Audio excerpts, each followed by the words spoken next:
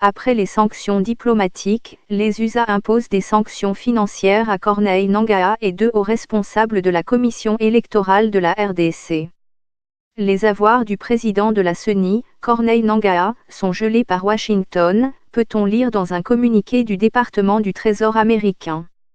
Cette mesure concerne également le vice-président de la CENI, Norbert Bazangesi, tout comme Marcellin Bazangesi, fils du vice-président et conseiller de Corneille Nangaa.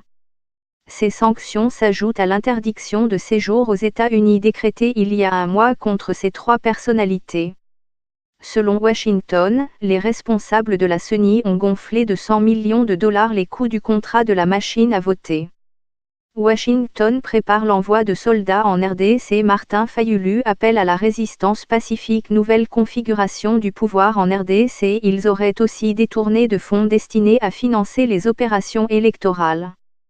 D'après Washington, une partie de l'argent aurait servi pour l'enrichissement personnel des concernés, une autre partie pour des pots de vin, notamment versés à des juges de la Cour constitutionnelle pour qu'ils valident le report des élections. Le reste de l'argent aurait financé la campagne électorale d'Emmanuel Ramazani, le candidat présenté par l'ex-président Joseph Kabila.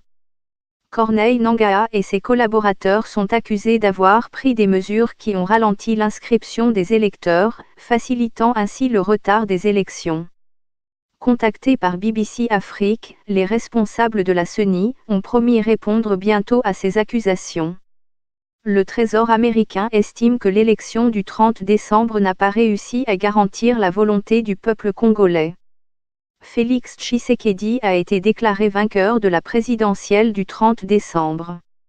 Mais son rival, l'opposant Martin Fayulu, officiellement arrivé deuxième, a toujours revendiqué la victoire. Les camps de l'ex-président Kabila et celui du nouveau chef de l'État Félix Tshisekedi ont toujours rejeté les allégations de fraude.